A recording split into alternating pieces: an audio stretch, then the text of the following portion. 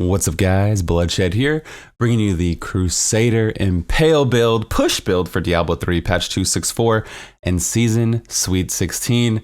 Now this build has been popping up on the leaderboard and people have been asking me about it, and people have also been asking me about it because of hardcore. It's specifically one of the tankiest builds in the game, if not the tankiest build in the game. It's the way you build, right? So Thorns is a different mechanic than other sets. You stack your main stats. So a lot of strength. Strength gives you armor. A lot of vitality. Vitality gives you life. And life on hit and attack speed and block chance. So I know I'm throwing a lot of stats on you. These are all defensive stats basically. And it does goes a long way in keeping you alive. So the basic gameplay, if you're watching right now, it's you go from pack to pack. So you don't really kill density. If you hate that, you might not like this build at all. This is basically an elite killer build. That's kind of further emphasized by the fact that we're using Nems in the cube. I go back and forth between the Heart of Iron and Nemesis bracers, but if you're curious, I'll have a full link in the description down below with stat priorities for every single item. But I really like Nems in the build. It does kind of speak to the playstyle where you're always getting those elites. So in group play, you can be the Rift Guardian killer as like an off meta. It's probably top 5 in terms of RG killing power.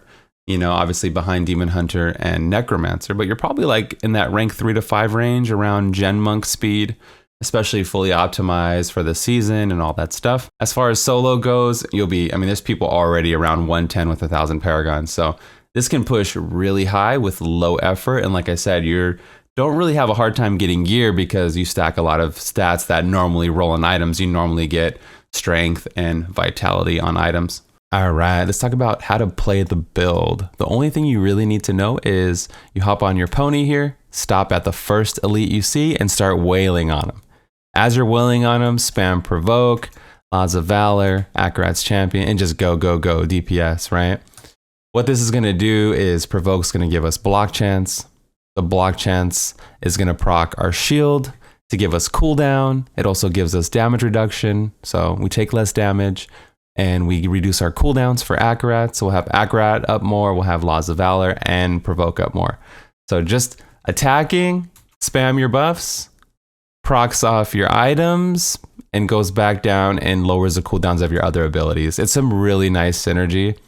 The faster we're attacking, right, we're going to do more damage. And then once it dies, so jump on elite, start DPSing, whack, whack, whack, whack, whack, whack, pop all your cooldowns. DPS Tyrael down, once he's dead, you go to the next elite, pop your cooldowns, whack, whack, whack, whack, whack. Iron Skin is really awesome. I would only use this on elite packs on physical cycle because it is such a nice damage boost. I would spam these like willy-nilly. You want to have this up, you want to just spam this on cooldown. It's awesome. And Provoke you always want to use to have that block chance. Iron Skin, I would use it when I really want to focus my damage, if I want to kill something. This one you want to think about. These you don't think about. Let me go over the set bonuses if you're unfamiliar. Your Thorns hits all enemies within 15 yards, and each enemy you hit with Punish Slash, or when you block an attack, your Thorns is increased. So just by attacking, we're going to get those buffs. The 4-piece, you get a 50% damage reduction when you hit Bombardment. So you'll notice we don't have Bombardment on our bar, but the Belt of the Trove casts it for free. So you don't even have to worry about it. Make sure you roll Thorns as a secondary. The 6-piece, the attack speed of Punish Slash are increased by 50%. So wang, wang, wang, wang. And you deal huge amounts of damage to the first enemy hit. So you want to make sure you're right up on them. Like you want to be right here.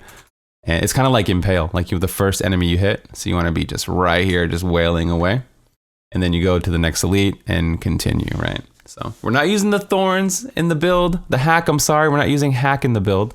We're using the Pig Sticker. The Pig Sticker attacks super fast, does tons of damage. For stat priorities, always check the Diablo fans link in the description. I don't have everything perfect on my gear, so like we don't want plus damage, we want attack speed on this weapon. So that's what I would swap out. Also, if you don't know about Thorns, Thorns isn't affected by crit, so you don't want any crit. It's not affected by crit damage. You don't want any crit damage. You want to attack at lightning speed, and every time you attack, you're applying your Thorns to the target. So the faster you're attacking, the faster you're actually throwing your thorns on them.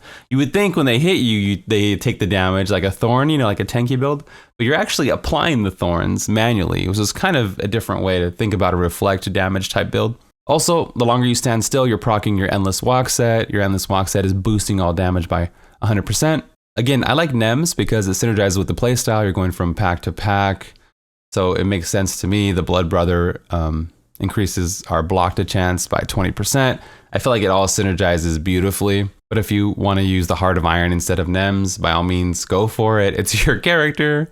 For bracers, Lacunis with the Ring of Royal Grandeur season is what I would use. If you guys are playing this during a Ring of Royal Grandeur season, this is the setup I would go for. Lacunis is beautiful. You get the physical, the double main stat, the attack speed and life per hit. So now this has dexterity on it, but you get it. It's like the perfect type of item. We don't spend any resource whatsoever. So we are using the Aquila Cuirass, right? Make sure you roll Thorns as a secondary. As far as the build goes, this is my favorite version of the build.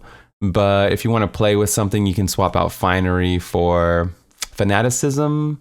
I believe it increases the attack speed of Punish, Slash, and Smite. I might do that if I was just low on attack speed for whatever reason. You know what I mean? We're not running our Indestructible passive. So you might consider that on hardcore. Instead of Finery, you might go Indestructible. Or instead of Finery, you might go Fanaticism on, you know, on softcore. But these three passives I wouldn't swap out. Block gives us cooldown and damage reduction.